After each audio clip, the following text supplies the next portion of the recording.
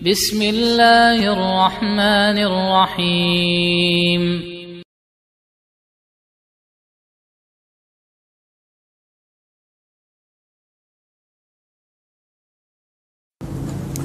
Assalamualaikum warahmatullahi wabarakatuh. Alhamdulillah, wassalatu wassalamu ala rasulillah wa ala alihi wa sahbihi wa man walah, wa la hawla wa la quwwata illa billahi, amma ba'd. Fa ikhwani wa akhwati fillah, kaum muslimin wal muslimat rahimani wa rahimakumullah. Semoga Allah Azza wa Jalla senantiasa mencurahkan rahmatnya kepada kita sekalian. InsyaAllah ta'ala kita lanjutkan pembahasan Kitabut Tauhid yang disusun oleh Syekhul Islam Al-Mujahidul Mujaddid Al-Imamul Allamah Al-Syekh Muhammad At-Tamimi rahimahullahu ta'ala rahmatan wasi'ah. Kita masih di bab yang ke-19, yaitu babu maja'a anna sababa kufri bani Adam wa tarkihim dinahum huwal guluwu fis salihin. Bab penjelasan tentang sebab kufurnya anak Adam atau murtadnya mereka, meninggalkan agama Islam, adalah karena sikap gulu, berlebih-lebihan dalam memuliakan orang-orang soleh. Memasuki dalil yang ketiga.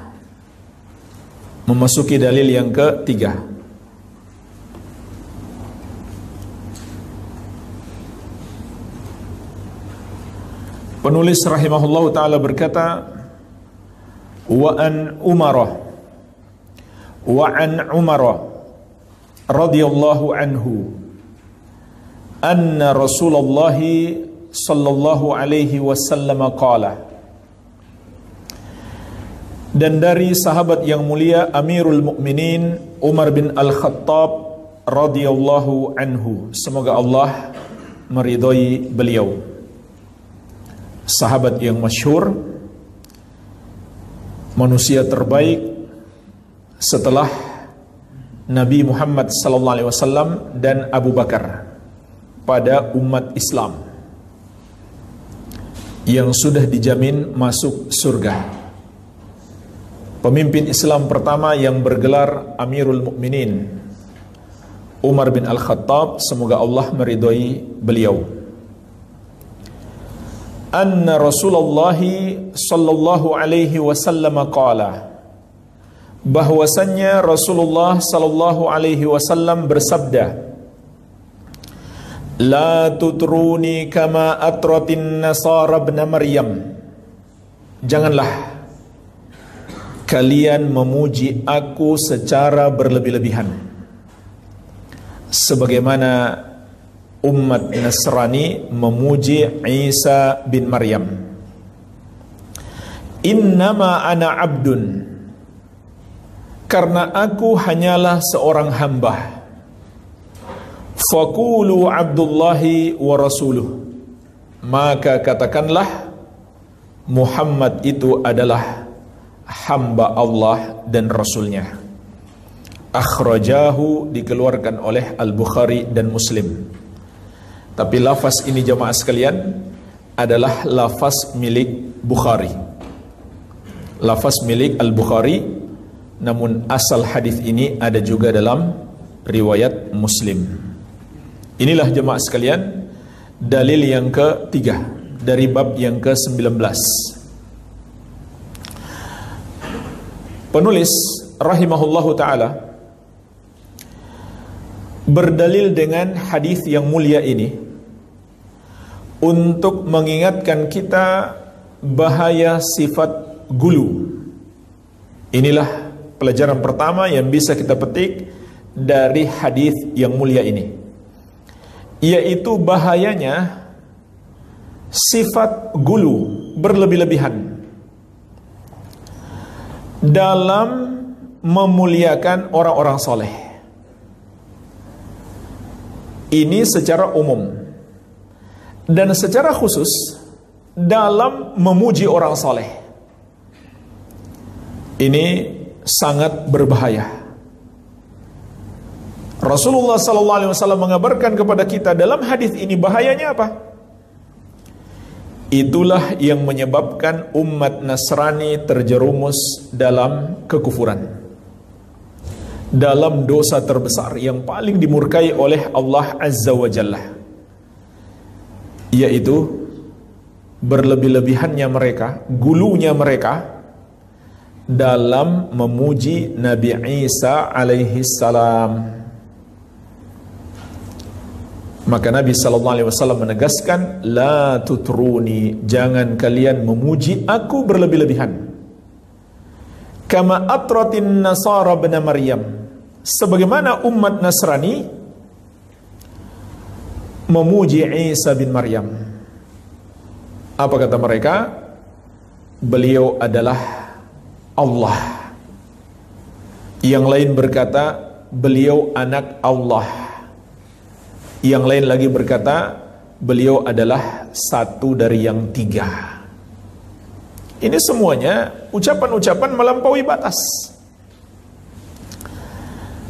Ucapan-ucapan gulu terhadap Nabi Isa alaihi salam. Inilah penyebab mereka terjerumus dalam kesyirikan dan kekufuran, yang kembali diingatkan oleh Rasulullah sallallahu alaihi wasallam. Dan kita sudah bahas di pertemuan sebelumnya dalil-dalil tentang penegasan Allah atas kekafiran umat Nasrani yang berkata Allah adalah satu dari yang tiga. Isa adalah bagian dari diri Allah, satu dari yang tiga. Atau Isa adalah Allah itu sendiri. Atau Isa adalah anak Allah. Maka Nabi SAW mengkhawatirkan kita.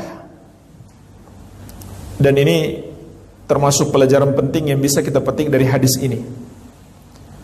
Kekhawatiran Rasulullah SAW atas umat beliau terjerumus dalam dosa terbesar.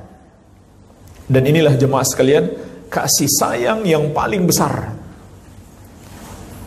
Apa bukti kasih sayang kita kepada anak kita?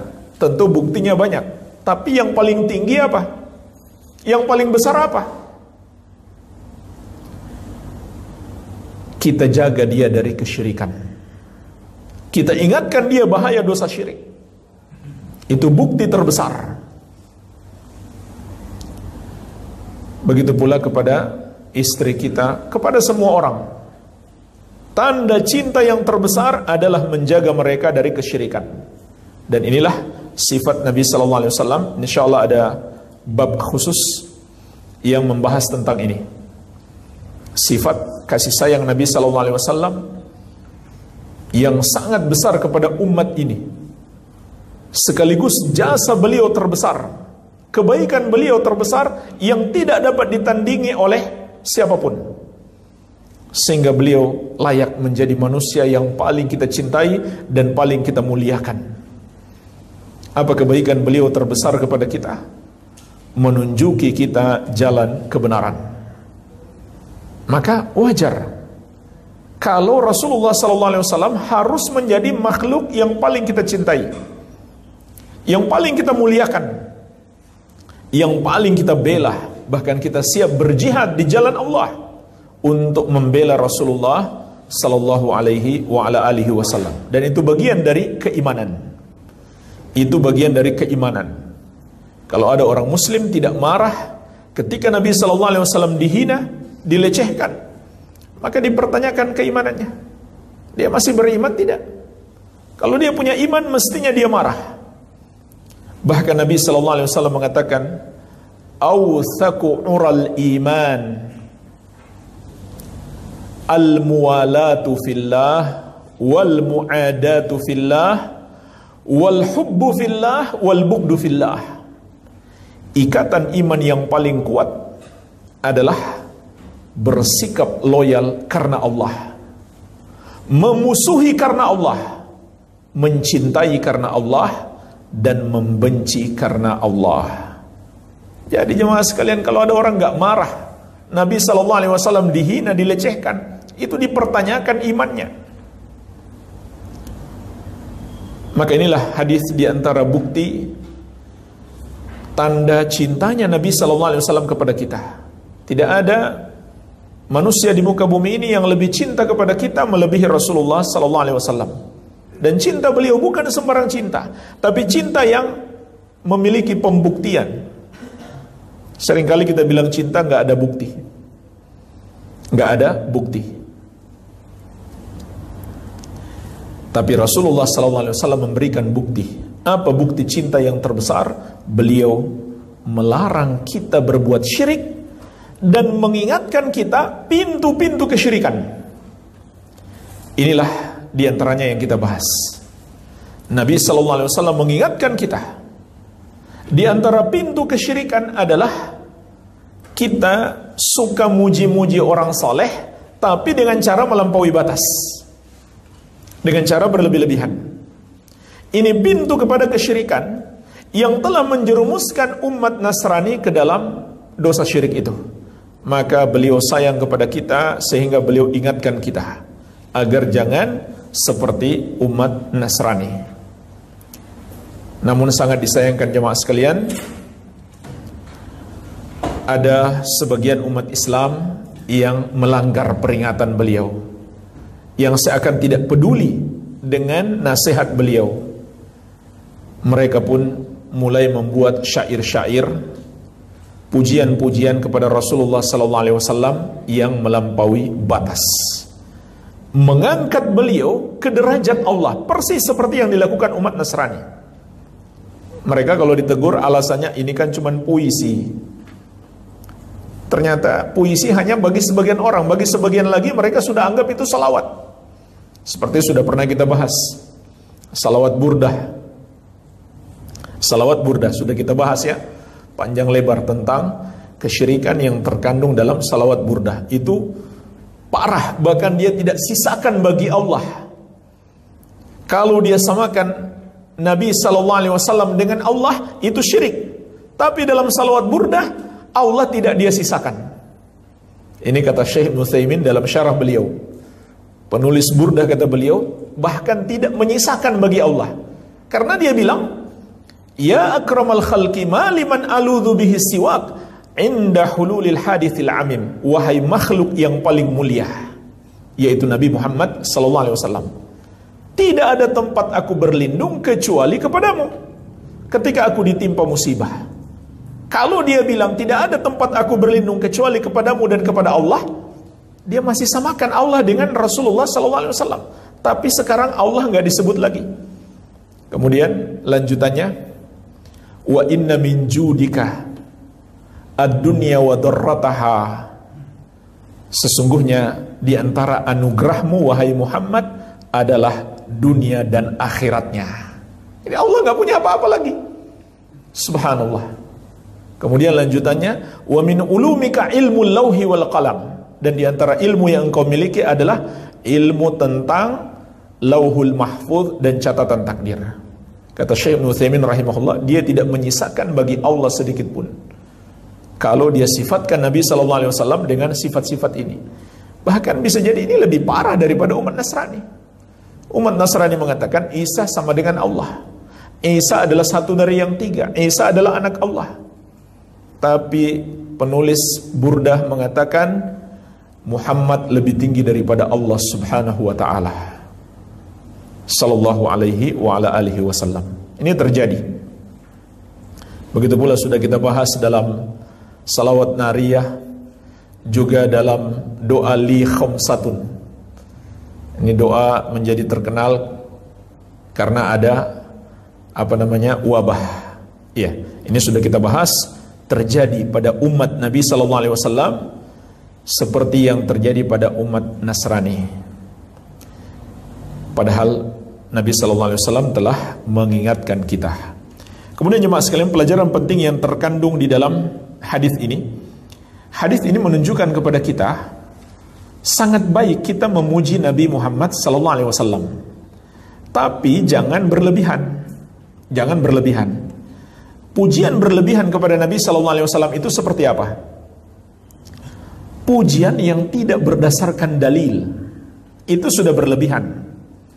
Kalau kita mensifatkan beliau tanpa ada dalil tentang sifat beliau, maka itu sudah berlebihan. Namun yang paling parah kalau sampai menyamakan beliau dengan Allah Subhanahu wa ta'ala. Ya. Contoh jemaah sekalian yang tidak berdasarkan dalil. Atau ada dalilnya tapi hadis palsu semua. Yaitu hadis-hadis tentang Nur Muhammad. Tidak ada yang sahih, semuanya hadis palsu.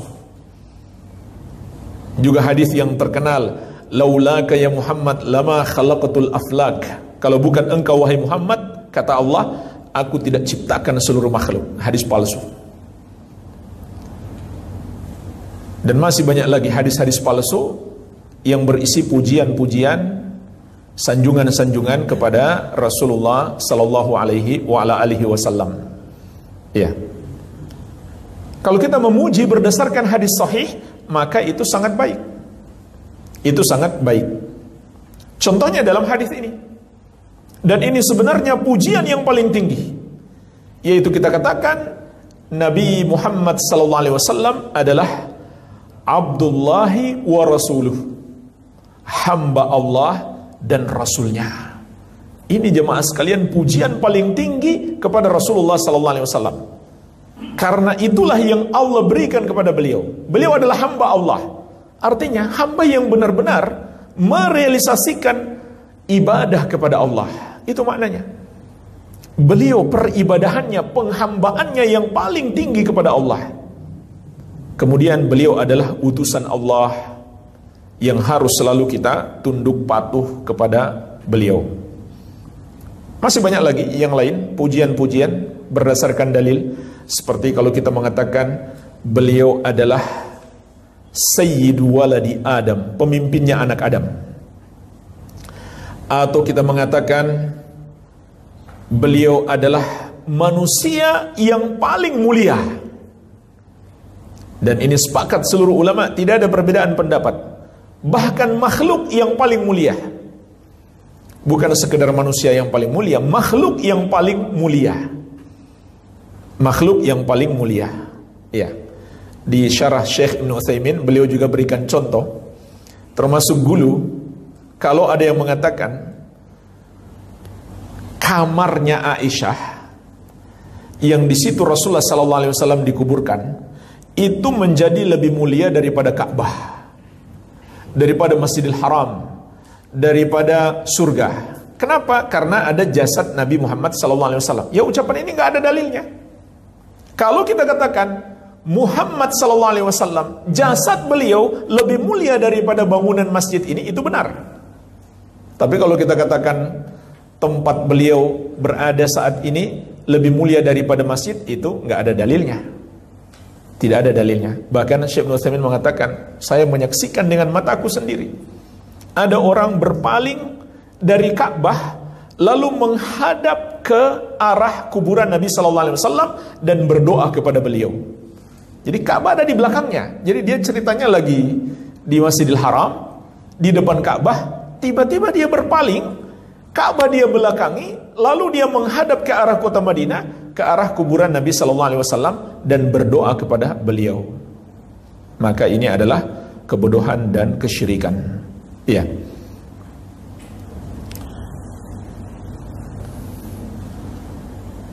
Begitu pula kalau kita katakan misalkan beliau pemimpin yang terbaik. Tidak ada kepala negara di muka bumi ini yang lebih baik daripada Rasulullah SAW. Panglima perang yang paling hebat. Tidak ada panglima perang yang lebih hebat di muka bumi ini daripada Rasulullah SAW. Karena itu fakta-fakta, berdasarkan fakta, berdasarkan kenyataan. Memang seperti itulah beliau Sallallahu alaihi wasallam. Atau kita katakan beliau suami yang terbaik. Buktinya apa? Istrinya yang paling banyak.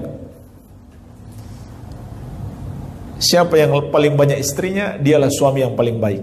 Asal dia urus baik-baik. Kalau dia telantarkan, ya malah dia dapat dosa. Kalau dia telantarkan, salah satunya saja dia telantarkan, dia berbahaya. Dia dapat dosa.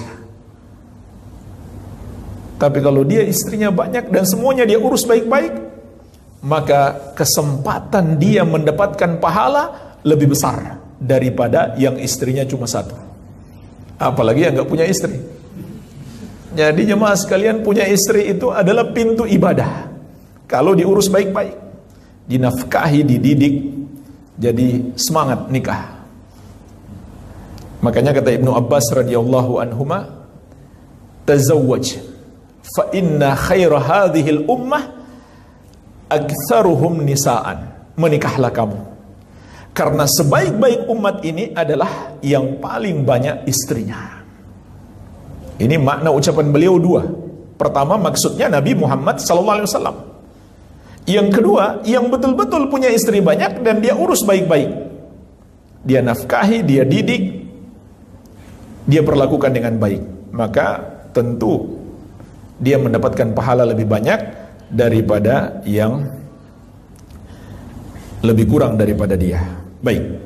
Kemudian jemaah sekalian, di dalam hadis yang mulia ini juga ada pelajaran penting, menjelaskan kepada kita dua rukun dalam beriman kepada Rasulullah sallallahu alaihi wasallam. Pertama, mengimani beliau sebagai hamba Allah. Yang kedua, mengimani beliau sebagai utusan Allah. Mengimani beliau sebagai hamba Allah, inilah yang membedakan kita dengan umat Nasrani. Umat Nasrani, nabi mereka dianggap sebagai Tuhan mereka. Mengimani beliau sebagai utusan Allah, inilah yang membedakan kita dengan Yahudi. Yahudi memusuhi seluruh para nabi dan rasul. Seluruh para nabi dan rasul mereka musuhi. Maka ini dua rukun dalam beriman kepada Rasulullah SAW yang dengannya kita menyelisihi Yahudi dan Nasrani.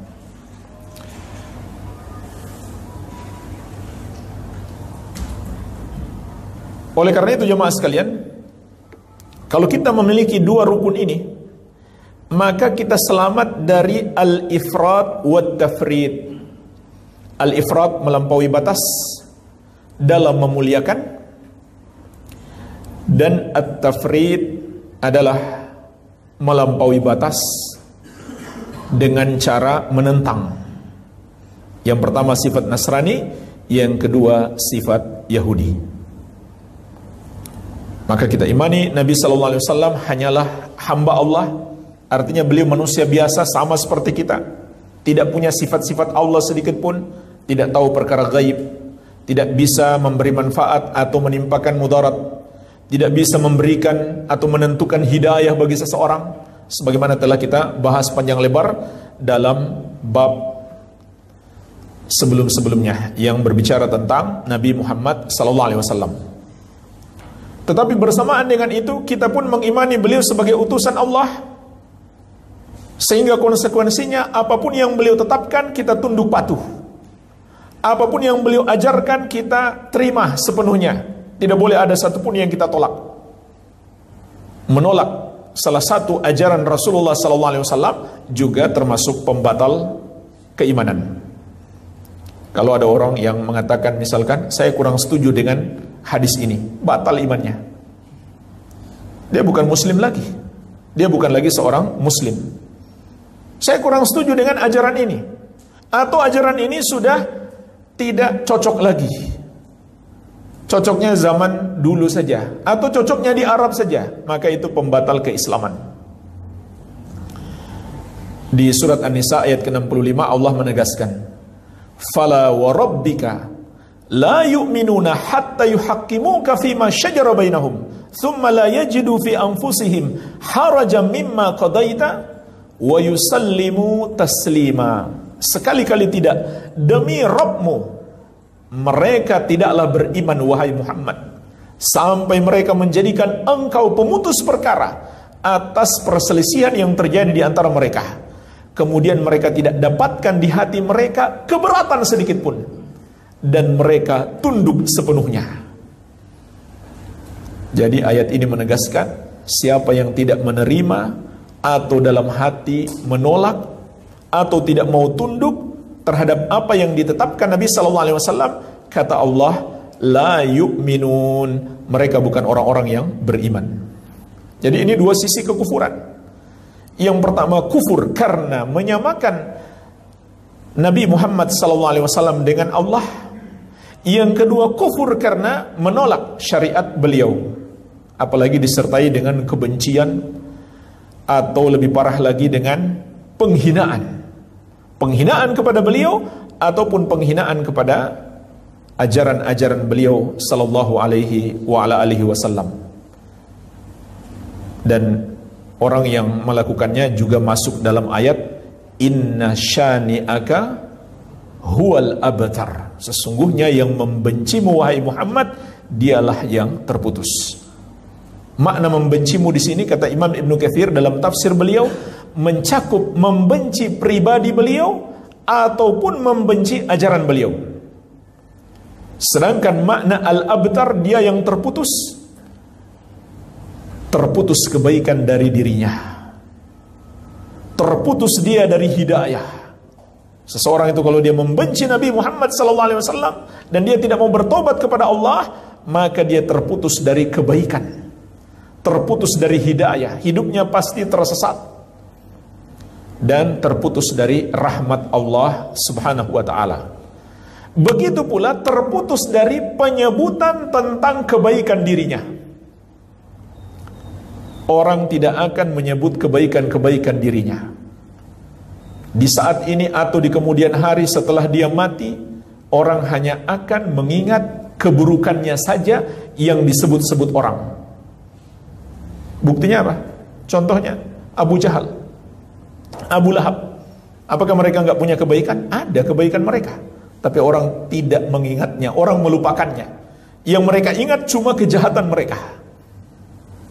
Dan bukti di zaman sekarang, pemimpin atau presiden Perancis disebut-sebut tentang keburukannya saja, selingkuhannya, ya, menikung istri orang, dan lain-lain. Tentang keburukannya saja disebut-sebut oleh manusia. Dibongkar aib-aibnya karena menghina, membenci, dan mengizinkan orang-orang yang menghina dan membenci Rasulullah sallallahu alaihi wasallam. Mukanya pun diinjak-injak. Ini kita lihat, kita saksikan bukti. Inna syani'aka huwal abtar. Baik, jadi ini dua sisi keimanan kepada Nabi sallallahu alaihi wasallam. Kita masuk ke dalil yang berikutnya.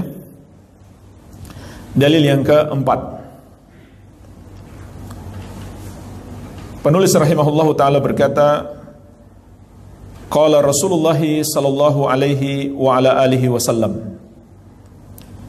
Rasulullah sallallahu alaihi wasallam bersabda, "Iyyakum wal guluwa, fa innama ahlaka man kana qablakum al gulu." Jauhilah oleh kalian sifat gulu.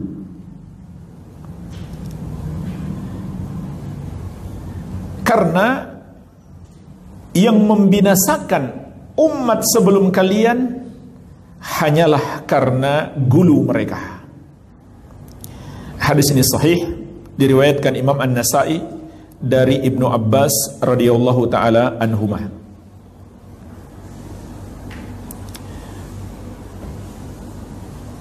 Inilah jemaah sekalian dalil yang keempat dari bab yang ke-19.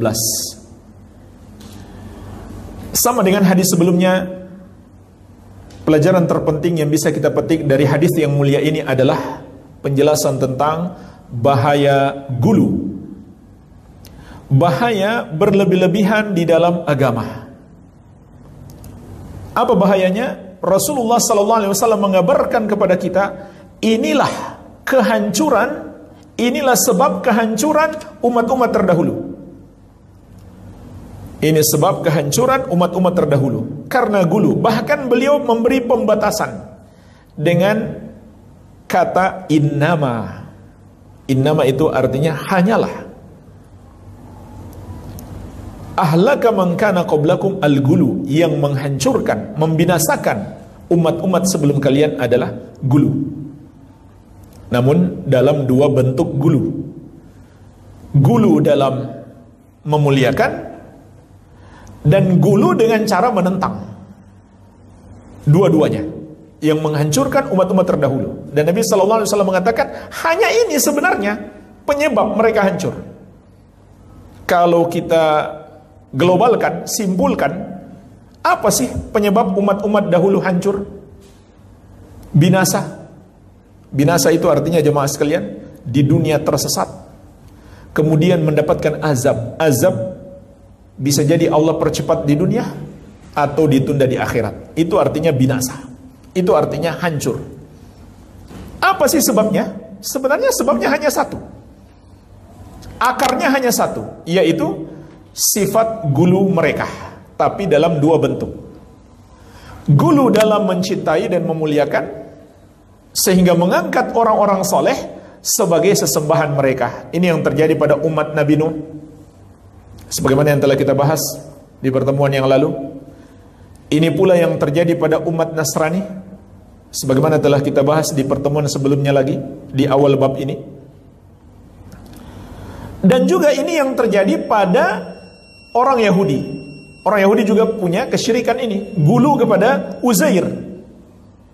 Mereka sebut Uzair anak Allah karena saking berlebih-lebihan kepada Uzair. Ini yang pertama. Yang kedua, gulu karena menentang. Karena menentang. Ini diantaranya yang terjadi pada Yahudi. Menentang sampai tingkat yang paling parah, membunuh para nabi. Subhanallah. Orang Yahudi itu dahsyat sekali. Para nabi itu pun kaum mereka kan sebenarnya. Jadi jangan heran kalau Yahudi membantai kaum muslimin. Para nabi dan rasul itu kaum mereka, bukan kaum sembarangan. Yang paling mulia di kaum mereka, tapi mereka tentang sampai mereka bunuh. Itu sifat Yahudi. Karena itulah mereka kafir. Iya. Jadi ini peringatan keras dari Rasulullah SAW mengabarkan kepada kita, inilah di antara sebab, atau bahkan inilah sebab utamanya, akarnya kehancuran umat-umat terdahulu, adanya sifat gulu mereka. Maka hati-hati, ini peringatan bagi kita agar tidak mengikuti mereka. Dan jemaah sekalian,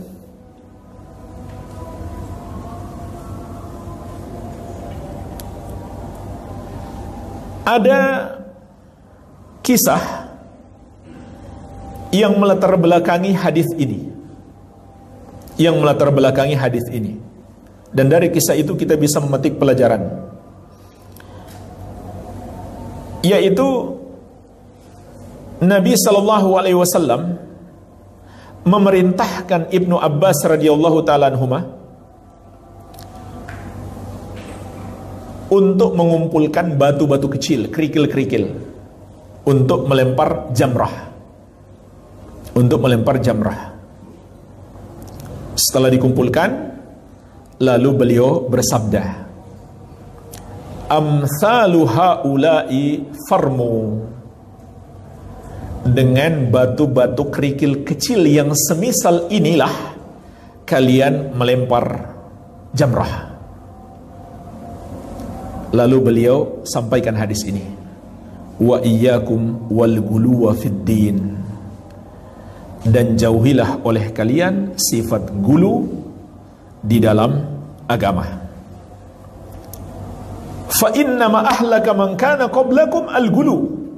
Karena sesungguhnya hanyalah yang membinasakan umat-umat sebelum kalian adalah al-gulu. Jadi ini kisah awal. Mengapa hadis ini keluar? Sehingga jemaah sekalian, dari sini kita bisa memetik pelajaran. Gulu itu terlarang dalam semua bab atau dalam semua permasalahan. Termasuk sekedar kita memilih batu untuk melempar jamrah. Jadi batunya kecil, seperti kerikil-kerikil kecil. Maka kalau kita ambil batu besar, sebesar tangan kita misalkan, itu termasuk gulu. Apalagi ada yang pakai sandal, saking emosinya dia melempar sandalnya, dia ambil, dia lempar sekalian. Itu juga mengada-ada dalam agama. Dengan batunya jangan terlalu besar. Jadi jemaah sekalian, larangan gulu dalam syariat mencakup dalam semua permasalahan, bukan sekedar yang kita bahas. Makanya Syekh Ibnu Utsaimin rahimahullah di dalam syarah beliau memberikan banyak contoh. Contoh lain kata beliau dalam bab akidah. Dalam bab akidah terkait al-asma was sifat. Terkait al-asma was sifat, keimanan terhadap nama-nama dan sifat Allah.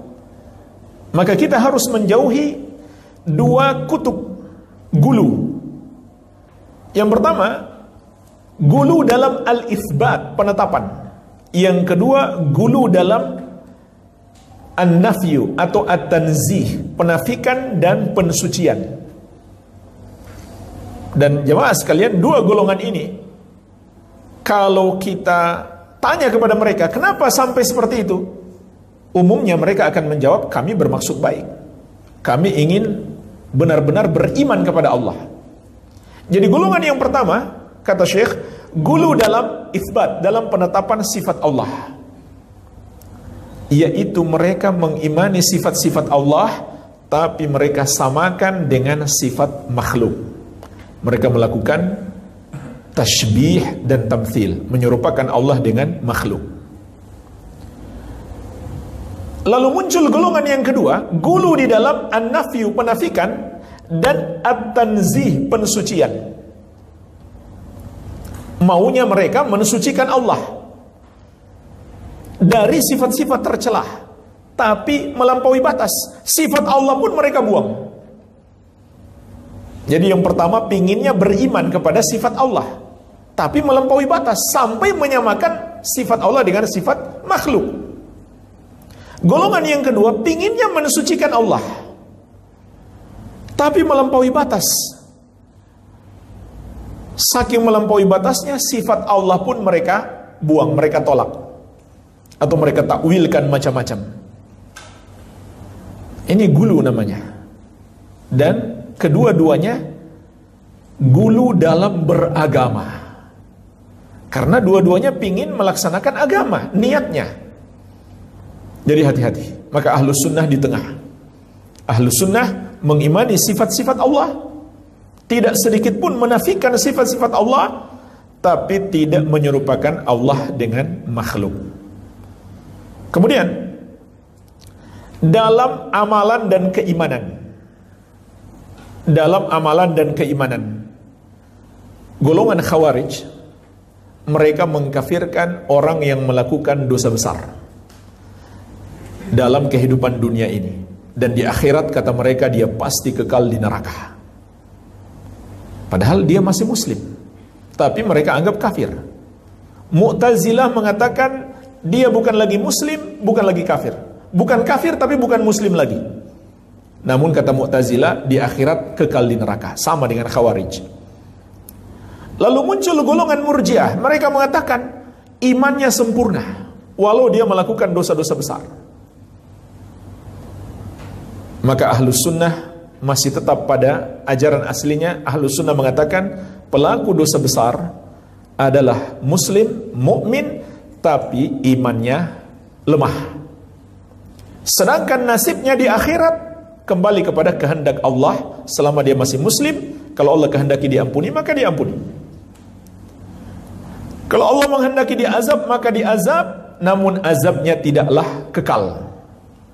Sebagaimana sudah pernah kita bahas di bab yang keempat, tentang ayat An-Nisa 48. Innallaha la yaghfiru ayyushraka bihi wa yaghfiru ma duna dzalika liman yasha. Sesungguhnya Allah tidak akan mengampuni dosa syirik dan akan mengampuni dosa selain itu bagi siapa yang Dia kehendaki. Kemudian jemaah sekalian, Syekh juga menyebutkan gulu dalam perkara dunia. Juga muncul dua kutub. Yang pertama, sebagian golongan sufiyah sampai mengharamkan dunia, alasannya fokus ibadah. Ini gulu. Nabi SAW pun orang yang paling ahli ibadah, tapi masih tetap menikmati dunia yang halal. Menikmati dunia yang halal. Makanya ada kisah yang masyhur yang diriwayatkan Al-Bukhari dan Muslim tentang para sahabat yang pingin menjadi ahli ibadah. Lalu masing-masing berkata, amma ana fa inni usalli laila abadan. Adapun saya, kata sahabat ini, akan sholat malam selama-lamanya, terus menerus, nggak ada istirahatnya. Wa qala akhar ana asumud dahra wala uftir. Yang satu lagi berkata, saya akan puasa selama-lamanya, nggak akan pernah berbuka, setiap hari puasa. Wa qala akhar, dan satu lagi berkata, ana a'tazilun nisa fala atazawwaju abadan. Saya tidak akan menikahi wanita selama-lamanya. Saya akan menjauhi wanita untuk fokus ibadah. Maka saya tidak akan menikah selama-lamanya. Dalam riwayat yang lain, wa qala ba'duhum la akulu lahma. Sebagian berkata, saya nggak akan makan daging selama-lamanya. Faja'a Rasulullah sallallahu alaihi wasallam ilaihim, maka Nabi sallallahu alaihi wasallam datang kepada mereka. Faqal, lalu bersabda, antumul ladzina qultum kadza wa kadza. Kaliankah orangnya yang berkata begini dan begitu? Ama wallahi, ketahuilah demi Allah, inni la akhsyakum lillah wa atqakum lahu. Sesungguhnya akulah orang yang paling takut kepada Allah dan paling bertakwa kepadanya melebihi kalian, melebihi siapapun. Lakinni asumu wa uftir. Akan tetapi aku berpuasa, aku juga berbuka. Wa usalli wa arkud. Dan aku melakukan sholat malam, aku juga tidur. Wa atazawwajun nisa. Dan aku menikahi para wanita. Faman raghiba an sunnati falaysa minni. Maka siapa yang tidak menyukai sunnahku, dia bukan bagian dari aku.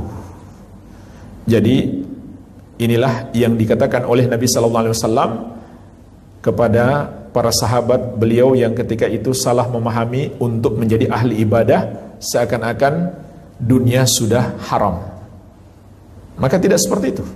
Silahkan nikmati dunia yang halal, namun ibadah itu lebih penting daripada dunia ini. Ini di satu sisi. Tapi di sisi lain, ada golongan ahlud dunia, pencinta dunia, yang tidak peduli lagi dengan ibadah, tidak peduli lagi dengan hukum halal dan haram. Ini golongan yang sebaliknya. Mereka gulu dalam masalah dunia.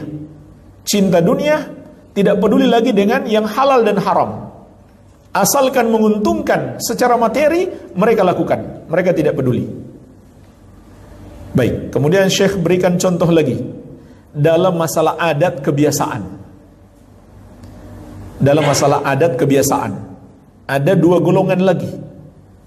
Golongan yang pertama, mereka yang berpegang teguh dengan adat tanpa mempedulikan adat itu sesuai dengan ajaran agama atau tidak, sesuai dengan ajaran Allah dan Rasulnya atau tidak. Yang penting adat atau warisan budaya nenek moyang harus dipegang erat. Bahkan tidak jarang yang mereka pegang erat itu mengandung kesyirikan dan kekufuran. Mereka bangga-banggakan adat nenek moyang. Ini gulu, melampaui batas. Tapi ada pula sebaliknya. Mungkin anak-anak muda yang kebarat-baratan, nggak peduli dengan adat bangsanya, nggak peduli dengan budaya timur, hidup sok kebarat-baratan. Nggak peduli apa yang datang dari luar, itu yang keren. Dia tidak menyaring, yang penting keren. Ini dua-duanya gulu. Maka Islam mengajarkan kepada kita mengamalkan adat atau mengikuti kebiasaan bangsa lain tidak masalah, dengan syarat tidak bertentangan dengan syariat.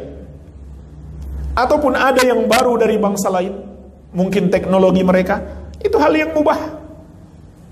Selama tidak bertentangan dengan syariat, maka Islam tidak melarang. Jadi ini contoh jemaah sekalian, gulu dalam berbagai bab. Iya.